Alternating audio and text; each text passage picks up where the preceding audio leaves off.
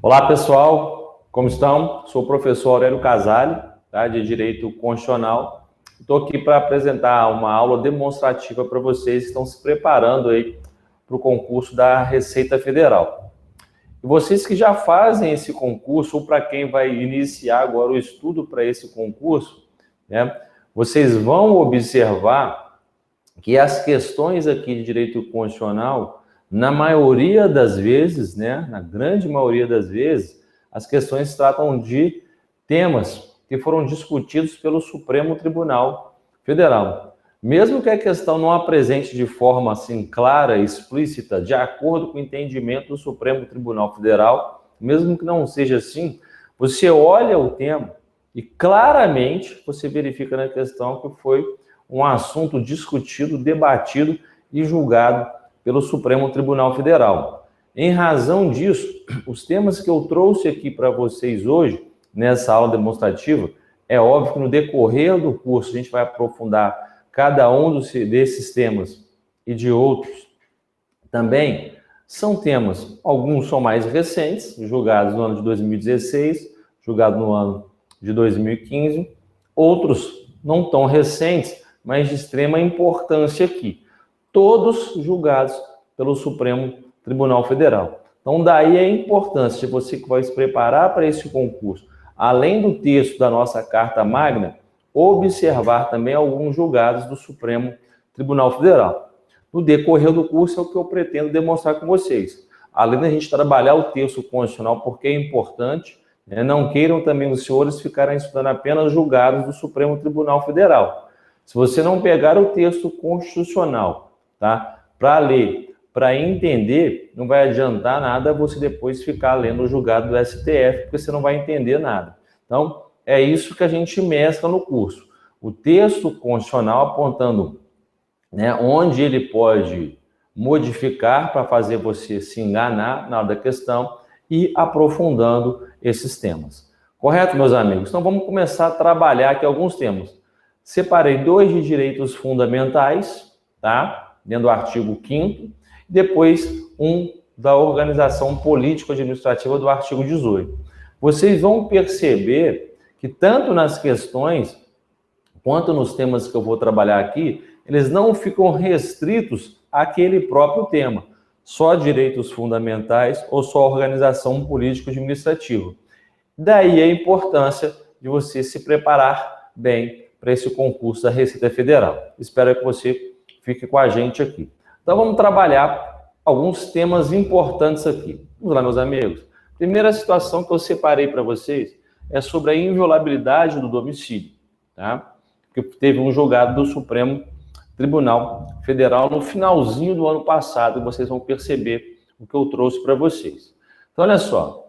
Tem previsão no inciso 11 do artigo 5º da nossa Carta Magna. Aí você vai ler: a casa é asilo inviolável do indivíduo, ninguém nela podendo penetrar sem consentimento do morador, salvo em caso de flagrante delito ou desastre, ou para prestar socorro, ou durante o dia, por determinação judicial. E aí toma cuidado. Quando você olha esse dispositivo legal, ele tem muita informação além do que está disposto no próprio inciso. É o que nós vamos trabalhar aqui. Mas quais são as primeiras observações que você deve ter? Quais são as exceções que você observa aí de quando a pessoa poderá ingressar na sua residência? Ora, a primeira que eu observo, Aurélio, é em caso de flagrante delito. A segunda que eu observo é em caso de desastre. A terceira que eu observo é para prestar socorro. E a última que eu observo é por determinação judicial. Então, Aurélio, eu observei 4 exceções. Você tem que tomar cuidado, gente, porque não são 4 exceções, e sim 5 exceções. Porque, olha só, sem consentimento do morador. Porque se for com consentimento do morador, ele poderá ingressar na sua residência. Então, a casa é asilo inviolável do indivíduo. Ninguém nela pode penetrar. Quais são as exceções? Sem consentimento do morador, em caso de flagrante, com consentimento do morador, né? Ao contrário, o censo poderia entrar, em caso de flagrante delito, em caso de desastre, prestar socorro e por determinação judicial. Quais são os pontos mais importantes? Então, aqui você já observou quais são as exceções dessa regra da inviolabilidade do domicílio. Prestar socorro e desastre, gente, não importa muito, né? Eu não vou explicar o que é prestar socorro e o que é desastre. Então, a própria questão, quando ela traz isso, fica muito claro, fica muito direto. Então, a gente não vai preocupar com isso. Nós temos que preocupar principalmente aqui com a determinação judicial, porque o texto constitucional fala durante o dia. E nós vamos ver uma questão aqui do Supremo Tribunal Federal de entrada à noite. Será que pode? Será que não pode? Se pode, quando que poderá ocorrer? Então, a gente vai observar esses detalhes aqui. Ora, mas algo muito importante que você que está se preparando para esse concurso tem que saber, né, é uma informação que não está no texto constitucional. Então, se você tem que ler o texto constitucional, mas você precisa de uma informação a mais. Está falando, a casa é asilo inviolável do indivíduo. Ótimo, Aurélio, mas o que é casa? Porque se perguntar o que é casa, né, para vocês, não vai perguntar diretamente, Aurélio. Sim, diretamente não vai ser perguntado para vocês, mas você vai ter que saber o que é. E aí a gente vai buscar esse conceito do que é casa lá no direito penal, lá no Código Penal, no artigo 150, que trata sobre a violação do domicílio. Eu preciso saber o que é uma casa. E aí, gente, tem 3 conceitos do que pode ser considerado casa aqui para o nosso direito, tá? Primeira situação ali, o primeiro conceito é o mais tranquilo de todos, que é o que qualquer compartimento habitado. Então, não interessa se é uma casa que parece um clube ou se é uma casa na favela, na comunidade. É óbvio que aqui você tem que separar da sua realidade, né? Muitas vezes, infelizmente, a gente se depara com violações de direitos em comunidades carentes. Mas no concurso, você tem que esquecer essa realidade. Infelizmente, você tem que esquecer essa realidade. Traz aqui para a prova. Não interessa se é uma casa num bairro nobre ou se é uma casa num bairro pobre. Todas ali, ambas serão consideradas como casa. Essa é bem tranquila, qualquer compartimento habitado. Qual é o detalhe aqui, meus amigos? O segundo conceito seria qual? Aposento ocupado de habitação coletiva. Frise bem aqui o ocupado, porque na pegadinha da prova ele vai colocar para vocês o hotel, um motel, uma república de estudantes. Está errado, o hotel inteiro, a república de estudantes inteira ou o motel inteiro, ele não é considerado como casa. Ali é apenas o aposento ocupado. Então, se eu vou me hospedar no hotel no Rio de Janeiro e vou lá curtir a praia, aquele aposento está ocupado. Para fins de direito, o quarto onde eu estou hospedado é considerado como casa. Então, só vai poder entrar ali em caso de prestar socorro, desastre, flagrante delito, se eu permitir. Se eu não permitir, ninguém vai poder entrar, tá? Seja polícia ou alguém do próprio hotel, tá? E por determinação judicial, obviamente. A terceira, que é mais recorrente em prova, gente, é a que trata do seguinte: local não aberto ao público onde alguém exerce atividade ou profissão. É óbvio que aqui é muito amplo, né? Será que um supermercado pode ser considerado como casa? Naquela parte aberta ao público, não. Mas quando você ingressa no supermercado, não tem lá parte, acesso restrito a funcionários, acesso somente permitido a pessoas autorizadas. Ali não é qualquer um que entra. No escritório do supermercado não é qualquer um que entra. Então, ali para fins de direito vai ser considerado como casa. Então, o que você vai lembrar aqui? Quais são os temas mais recorrentes dentro desse conceito aqui? Um escritório de advocacia, um escritório de contabilidade, um consultório médico, um consultório odontológico, então, onde alguém exerce atividade ou profissão. Então, cuidado também, né? Não é naquela parte onde tem a secretária. Ali é aberto ao público. Eu posso chegar lá no escritório de advocacia e conversar com a secretária. Posso conversar com o advogado? Não, não pode. Então, aí eu vou embora, vou procurar outro. Vou no consultório médico, a mesma coisa. Agora, isso que eu estou tratando aqui é aquela parte interna do escritório, onde o advogado vai atender seu cliente, onde o médico vai atender o seu paciente. Porque ali vai ser preservado o quê, meus amigos? A intimidade, a privacidade do paciente ou do cliente. Por isso, isso é considerado como casa. Então, lembra sempre desses 3 conceitos aí. Qualquer compartimento habitado, aposento ocupado de habitação coletiva e local não aberto ao público onde alguém exerce atividade ou profissão, tá? Lembrando disso e sabendo disso, a gente também tem que saber o seguinte: o que seria dia para fins de direito aqui?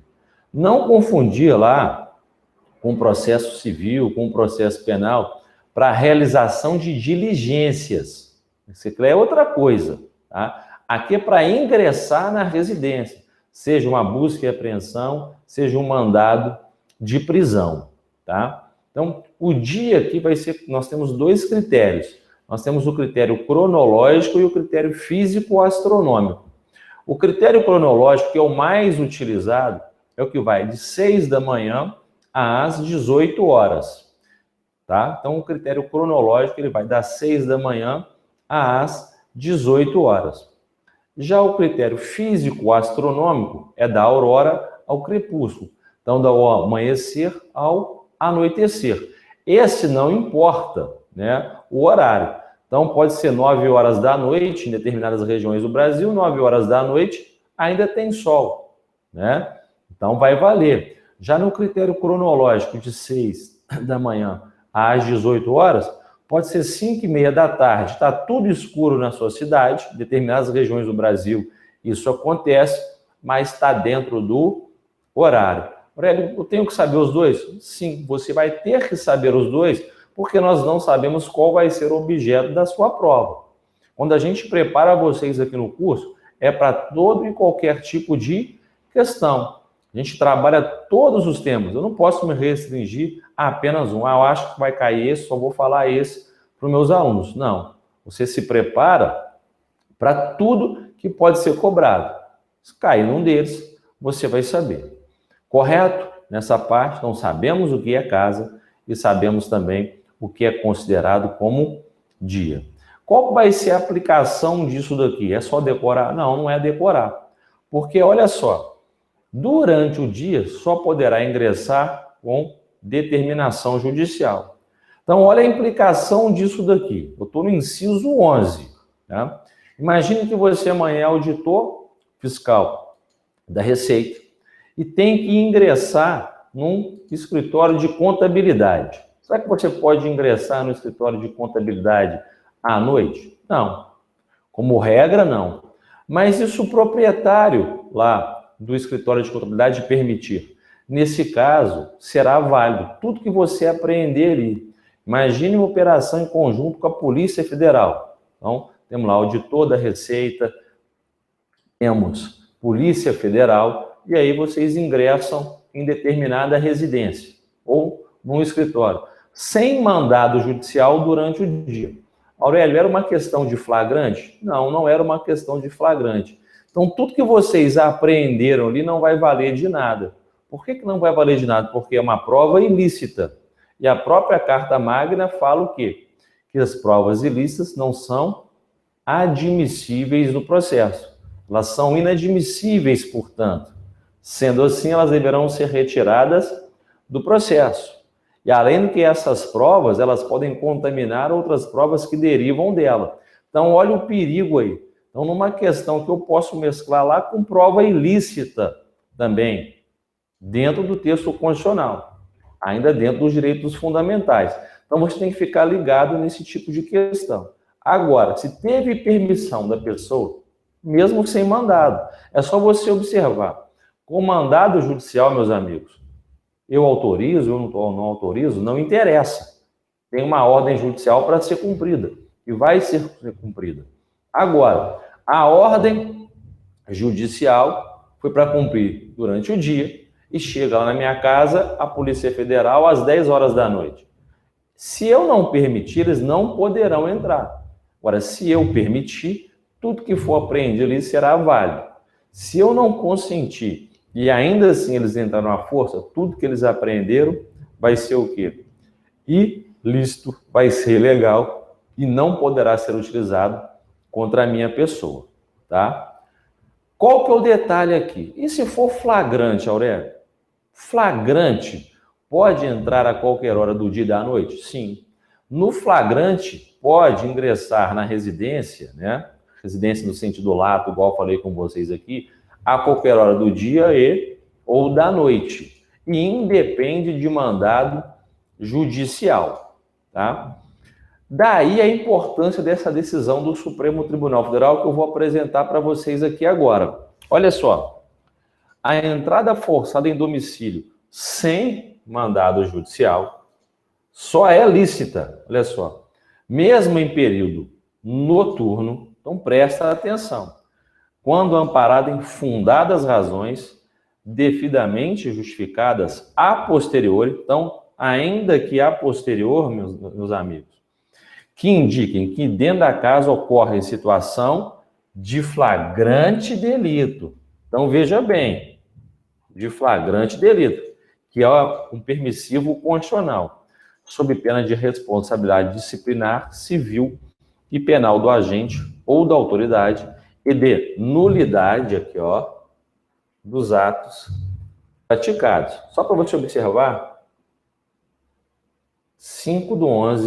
4 e 5/11 de 2015, está previsto aqui no informativo 806 do Supremo Tribunal Federal. Então, só para vocês ficarem atentos, que é um tema que foi julgado finalzinho do ano passado, a importância dele. Então, veja bem que esse inciso aqui, que trata sobre a inviolabilidade do domicílio, né, olha a amplitude dele. Olha o que você tem que ter de conhecimento para cair, se cair na sua prova, você acertar essa questão. Você tem que saber o que era flagrante, você tem que saber o que é dia, né? Você tem que saber o que é casa. Então, não é só decorar. Agora, se você não lê o texto constitucional para compreender este inciso, meu amigo, não ia adiantar nada, correto? Então, prestar bastante atenção com esse tema aqui, que ele vai cair em prova, tema bem recente, tá? Vamos lá, meus amigos. O próximo tópico que eu quero trabalhar com vocês aqui também foi julgado recentemente pelo Supremo Tribunal Federal, tá? E vocês vão perceber que interessa diretamente a quem está se preparando para Receita, ou para Receita Federal, Estadual ou Municipal. É um tema que eu garanto para vocês que vai ser cobrado em prova, que foi modificado recentemente, tá? No início desse ano de 2016. Então, vou apresentar o tema para vocês aqui. Vamos lá. Sobre a liberdade de comunicação, né? Tema bastante em voga nesse ano de 2016. O artigo 5º, em seu inciso 12, consagra a inviolabilidade do sigilo das comunicações telegráficas, de dados, correspondência, entre outros. Assim está disposto. Então, vamos lá. É inviolável o sigilo da correspondência e das comunicações telegráficas, de dados e das comunicações telefônicas, salvo, no último caso, por ordem judicial, nas hipóteses e na forma que a lei estabelecer para fins de investigação criminal ou instrução processual penal. Vamos lá, que ele parece ser um inciso fácil, mas ele é bem complexo aqui. Olha só. É inviolável o sigilo da correspondência e das comunicações telegráficas, de dados e comunicações telefônicas. Aí, meus amigos, vem aqui, ó, salvo no último caso. Será que esse, no último caso, se refere tão somente aqui à comunicação telefônica? Aí é a dúvida, né? Porque se eu entender que essa exceção, que esse salvo no último caso se refere tão somente à comunicação telefônica, eu vou entender que apenas a comunicação telefônica é que poderia ser violada, enquanto a correspondência, as comunicações telegráficas e de dados não poderiam. Mas aqui você tem que lembrar de uma das características dos direitos fundamentais. Não existe nenhum direito absoluto. Todo direito ele é relativo. Ora, se todo direito é relativo, né, eu posso violar o sigilo de correspondência, eu posso violar as comunicações telegráficas e dados? Eu posso, mas em que situação? Por ordem judicial, nas hipóteses na forma que a lei estabelecer, para fins de quê? De investigação criminal e de instrução processual penal. Então, meus amigos, o ponto chave aqui, essa expressão salvo no último caso não se refere tão somente à comunicação telefônica.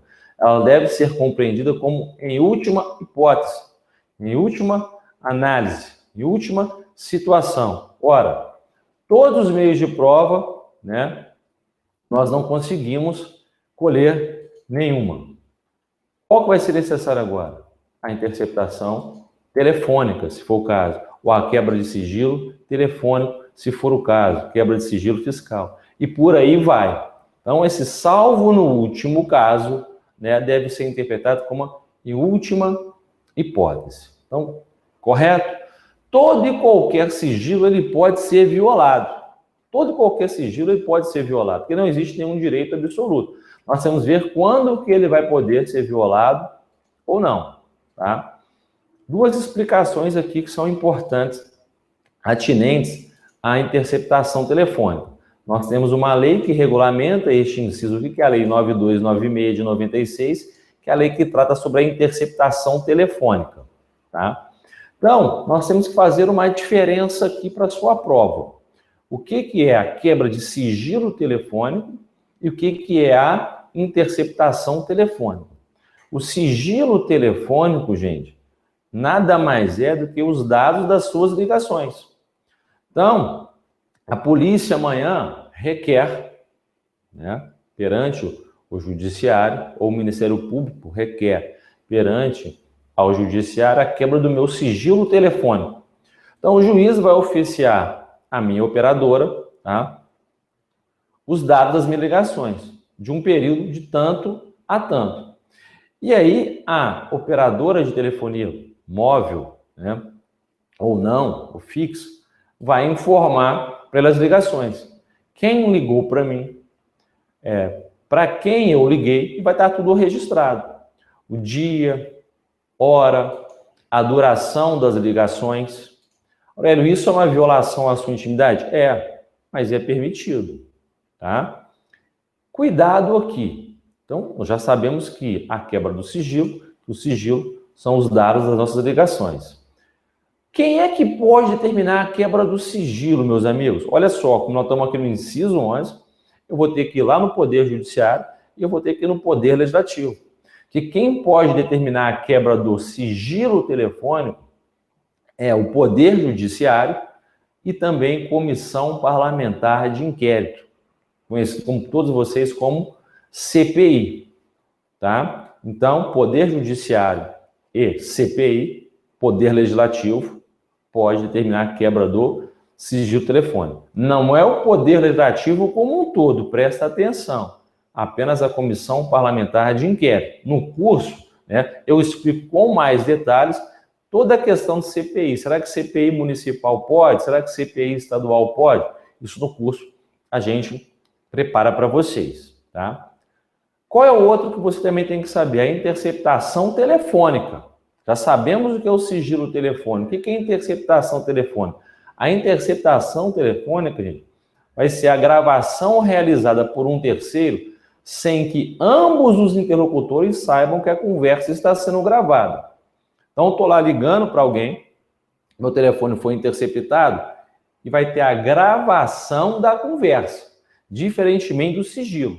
Do sigilo, as pessoas vão saber que eu liguei para aquele determinado número, mas não vão saber o teor da conversa. Já aqui na interceptação telefônica, eles vão ter o quê? O teor da conversa. Aí é a diferença do sigilo para a interceptação telefônica. Aurélio, é só isso? Não tem mais nada? Não. O ponto importante para a prova aqui, meus amigos, vai ser o quê? Quem é que pode determinar um, quem é que pode determinar o outro? Quem é que pode determinar a quebra do sigilo? Já vimos, Poder Judiciário e CPI. E a interceptação telefônica? Apenas o Poder Judiciário. A CPI não pode determinar a interceptação telefônica. Apenas o Poder Judiciário. Daí a gente diz o quê? Que de acordo com a cláusula de reserva de jurisdição, o Poder Judiciário pode determinar a interceptação telefônica. Então, lembra dessa expressão que vem na prova. Cláusula de reserva de jurisdição. Apenas o Poder Judiciário é que poderá determinar. Correto? Tranquilo nisso daí?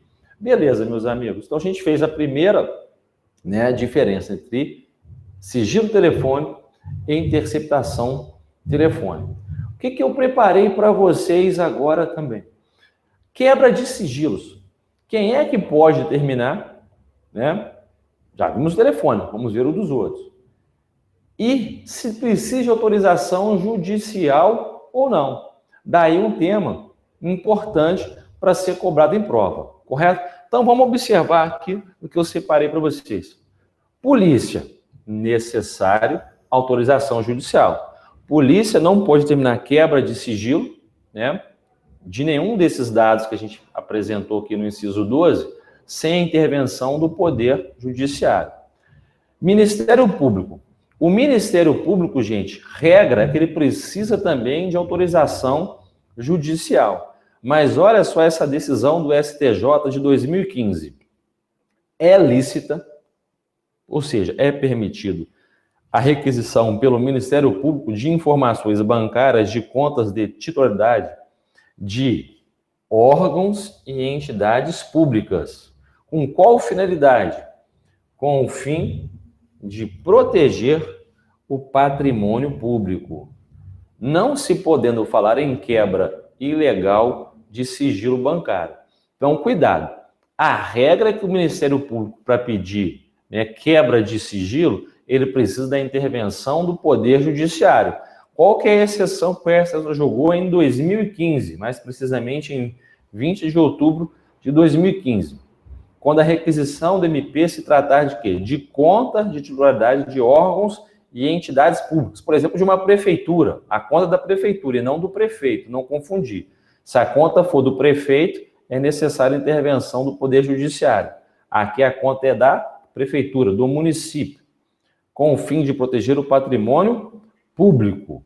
Tá? Então, é um tema interessante para ser cobrado em prova para vocês. Vamos continuar aqui. Olha só, o Tribunal de Contas da União. O envio de informações ao TCU relativas a operações de crédito originárias de recursos públicos não é coberto pelo sigilo bancário. Supremo Tribunal Federal, meus amigos. Julgou isso quando? Ano passado. Recente, 26 de maio de 2015. Então, como regra geral, precisa passar pelo Poder Judiciário. Mas nesse caso aqui, quando for informação relativa à operação de crédito de recursos públicos, não vai ser coberto pelo sigilo bancário. O tema mais importante para vocês aqui é sobre a Receita Federal. Olha só o que o Supremo julgou. De acordo com o previsto no artigo 6, ficou colado aqui, mas Lei Complementar 105 de 2001, o repasse de informações ao fisco não pode ser considerado quebra de sigilo. Não poderá ser considerado quebra de sigilo. E o fisco estadual e municipal, se regulamentarem a Lei Complementar 105 de 2001 no âmbito de suas competências, também vão poder. Então, olha que interessante para o concurso de vocês. Sempre a discussão é que a Receita Federal deveria se valer do Poder Judiciário para obter algumas informações. Agora, diretamente, a interpretação que se deu ao artigo 6º da Lei Complementar, as informações ao fisco não vai poder ser considerada mais quebra de sigilo. Isso vai se aplicar tanto ao fisco estadual quanto ao fisco municipal, se eles regulamentarem a respectiva lei, tá? Então, um tema interessante para vocês, que eu deixei como introdução, recente, foi julgado agora em fevereiro de 2016, que, óbvio, no decorrer do curso, aqueles que vão continuar com a gente aqui, nós vamos aprofundar muito esse tema. Como que era antes e como que está hoje, tá? E qual foi a razão dessa mudança, qual foi a razão dessa interpretação. Um tema que eu garanto para vocês que irá cair na sua prova. Interessa a atuação aqui, gente, direta da Receita Federal. É um tema que interessa a vocês, interessa ao órgão. Se interessa ao órgão, a banca, quando elaborar a prova, vai querer saber se aquele candidato tem conhecimento de matérias atinentes à sua atividade. Então, é um tema aqui muito importante, correto? Um outro tema que eu separei para vocês é sobre a organização político-administrativa. Um tema também longo, que no curso a gente vai pormenorizar, vai detalhar bastante. Qual é o tema que eu separei para vocês aqui dentro da organização político-administrativa? Uma questão da formação dos estados. Tá? Nós sabemos que na nossa federação aqui é vedado o quê? O direito de secessão. O que é o direito de secessão? De separação. Qualquer movimento separatista aqui dentro do Brasil caberá intervenção federal. Então não há que se falar em Minas Gerais querer separar do Brasil, São Paulo querer separar do Brasil, Rio Grande do Sul, Bahia, enfim, não interessa. Qualquer tentativa de movimento separatista caberá intervenção federal naquele local. Correto? Então vamos trabalhar aqui algumas situações que eu separei para vocês. São as espécies de formação dos estados. Leitura obrigatória do artigo 18, parágrafo 3º da nossa Carta Magna. Olha só, nós temos a fusão ou incorporação entre si, nós temos a subdivisão e nós temos o desmembramento. Lembrando que o desmembramento ele pode ser anexação ou ele pode ser formação. Então vamos lá, vamos voltar aqui na fusão. Fusão, 2 ou mais estados se unem formando um terceiro, né? 2 ou mais estados se unem formando um novo estado. Qual o detalhe que você tem que ter aqui? Se 2 ou mais estados vão se unir formando um novo estado, terceiro estado, tá? 2 aqui, vamos por Minas Gerais e Rio de Janeiro vão se unir, vão dar origem a um novo estado. Qual é o detalhe aqui? Os estados originários, eles são extintos. Então, na fusão ou incorporação entre si, os estados originários são extintos. Se fosse unir Rio de Janeiro, Minas Gerais, São Paulo e Espírito Santo, nenhum deles mais existiria. Agora teríamos um novo estado. Correto? Então, na fusão ou incorporação entre si, 2 ou mais estados se unem, formando um novo estado, e esses estados originários, eles são o quê? Eles são extintos. Observem aqui, meus amigos, que quando a gente vai analisar a prova, aquele aluno que decora, ele pode se confundir na hora da prova. Então, eu posso mudar uma palavra aqui e você erra a questão. Por isso que eu não quero que você erre a questão, eu quero que você preste atenção nesses temas aqui. Tá? Olha só já a subdivisão. Na subdivisão, um estado se divide formando vários estados. Então, um estado, ele se divide formando vários estados. Então, um exemplo aqui é se Minas Gerais se dividisse. Minas Gerais, você vai dividir na região da Zona da Mata, na região do Triângulo Mineiro, na região sul, na região de Belo Horizonte e por aí vai. E Minas Gerais deixa de existir. Ou seja, meus amigos, aqui também o estado originário ele vai ser extinto. Na fusão ou incorporação entre si, eles se juntam, eles se unem, e os estados originários são extintos. Aqui na subdivisão nós temos um estado que vai dar origem a vários estados. Este estado originário, ele é extinto também. Observa bem que eu estou frisando essa questão de ser extinto, porque quando a gente chegar no desmembramento, vai ser agora, é que pode dar confusão. O examinador, ele sabe que isso aqui é confuso. Se você apenas decorar, você vai errar. Então, eu não quero que você erre. Não quero que você decore. Eu quero que você entenda. Aqui a gente no curso, né?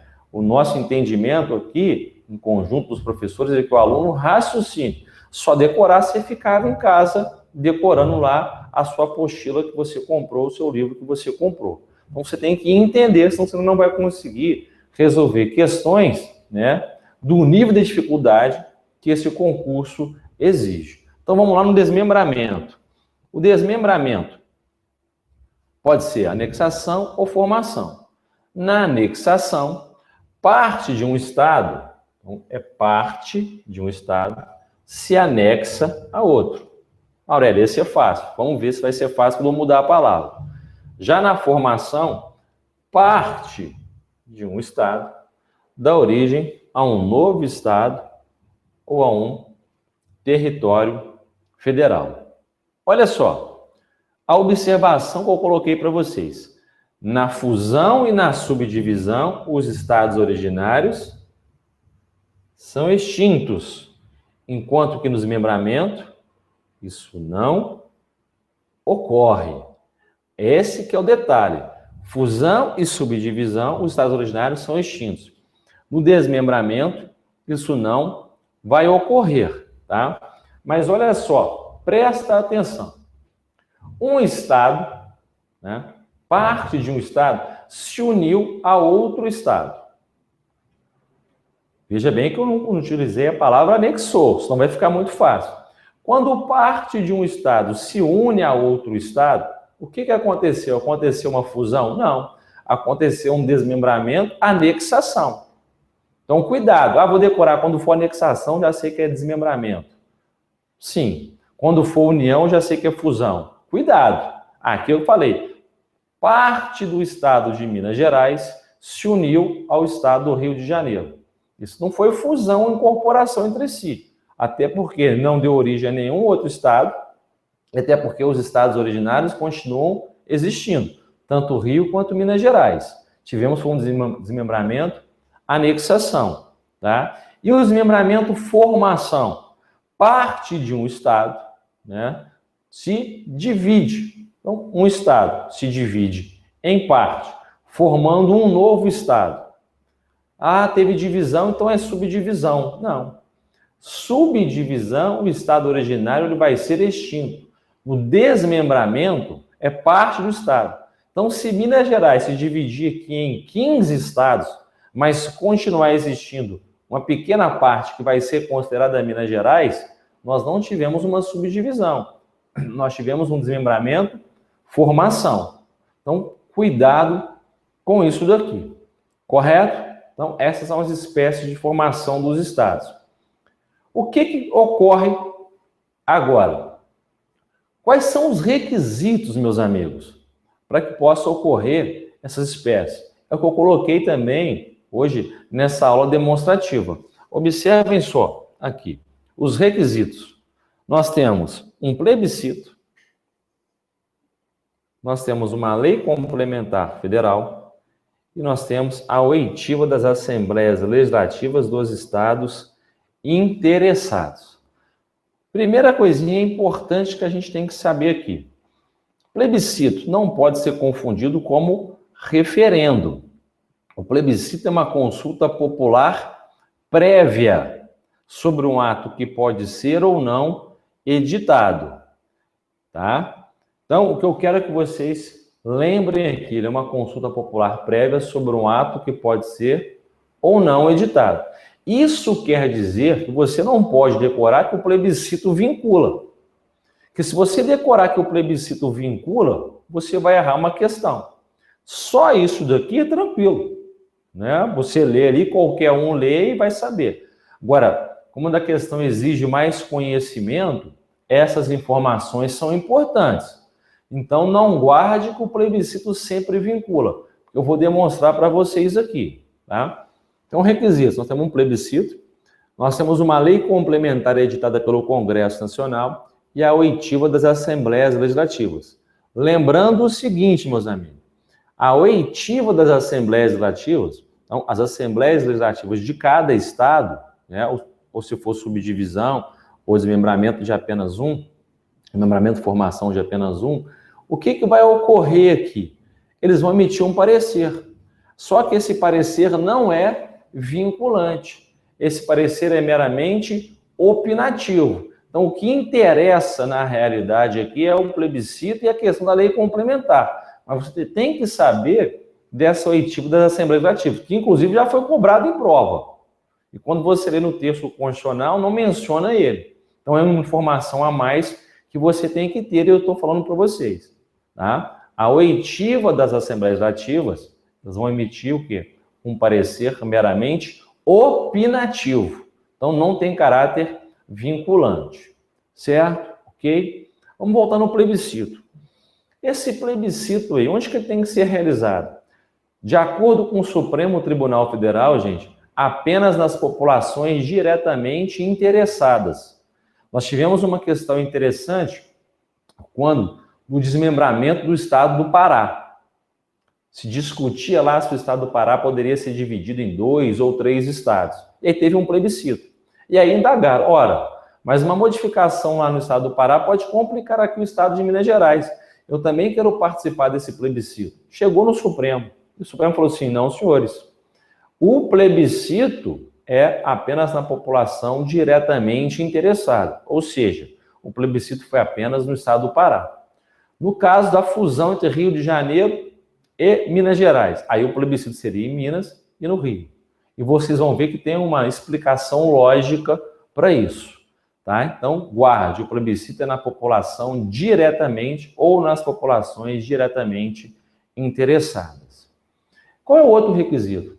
A lei complementar é editada pelo Congresso Nacional. Aqui é óbvio que eu não vou falar o que é a lei complementar, né? Você lê lá no artigo 69, aquela que exige maioria absoluta. No curso, a gente faz a diferença entre lei complementar, lei ordinária, se é a hierarquia, se não é hierarquia, quais são os requisitos, né, para aprovação, enfim. Vamos tratar sobre isso no curso, na aula de processo legislativo. Mas aqui, já aviso para vocês que lei complementar é aquela lei que exige maioria absoluta, com previsão no texto constitucional no artigo 69, tá? Qual é o detalhe aqui? Ora, essa lei ela tem que ser editada pelo Congresso Nacional. E no Congresso Nacional, que é a formação da Câmara dos Deputados, estão todos os representantes, não vou falar todos, mas estão os representantes dos estados. Então, lá estão os representantes de Minas Gerais, do Rio de Janeiro, da Bahia, do Amazonas. Então, o plebiscito foi lá no estado do Pará, mas agora o Congresso Nacional vai analisar. Olha, será que essa modificação no estado do Pará, será que essa modificação no estado de Minas Gerais e do Rio de Janeiro seria benéfica para o Brasil, para a República Federativa do Brasil? Eles vão discutir, eles vão deliberar sobre essa questão. Daí o Supremo, na minha visão, terá acertado, falando que o plebiscito é apenas na população diretamente interessada. Olha só. Presta atenção aqui. Você ainda continua com o pensamento que o plebiscito vincula. Aurélio, eu aprendi assim, o plebiscito sempre vincula, eu não vou mudar não, apesar do que você falou. Tudo bem, cada um com seus problemas. Olha só o que eu vou apresentar para você agora e quero que você pense se muda de opinião ou não. Presta atenção, meus amigos. O plebiscito, no meu exemplo, Minas Gerais e Rio de Janeiro. A população de Minas Gerais não quer a mudança. O que poderia acontecer? Vamos lá.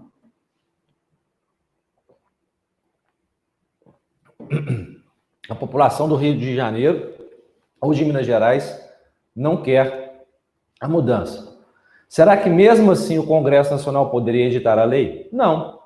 Neste caso aí, seria o quê? Vinculado. Aí sim, Minas Gerais ou Rio de Janeiro rejeitaram as mudanças. Neste caso, o Congresso Nacional está vinculado, não poderá editar a lei complementar. Agora, ao contrário, ambas as populações aprovaram. Então, população do Rio, população de Minas Gerais aprovou, tá? As duas aprovaram. Mas espera aí, o Congresso Nacional vai analisar. Ora, com o surgimento de um estado entre Minas Gerais e Rio de Janeiro, vai virar um superestado. Então, pode prejudicar a República Federativa do Brasil. E, em razão disso, eles não editarem a lei complementar. Daí eu demonstro para vocês que o plebiscito é uma consulta popular prévia sobre um ato que pode ser ou não editado. Então, nem sempre o plebiscito ele irá vincular. Correto? Então, você tem que tomar muito cuidado com esses temas. Tranquilo? O que a gente viu nessa aula demonstrativa? Vimos a questão da inviolabilidade do domicílio, tema recente, julgado em 2015. Na questão da inviolabilidade das comunicações de dados em geral. Quando que pode ser quebrado? Vimos uma decisão do Supremo Tribunal Federal de 2016, referente à atividade da Receita Federal, né? E agora vimos nas espécies de formação dos estados, também decisões do Supremo Tribunal Federal. Então, meus amigos, no curso a gente vai trabalhar tudo isso com mais calma, pormenorizando cada questão. Nós vamos verticalizar bastante os temas aqui, correto? Muito obrigado pela atenção, espero que vocês venham estudar com a gente. Um abraço para vocês, até a próxima.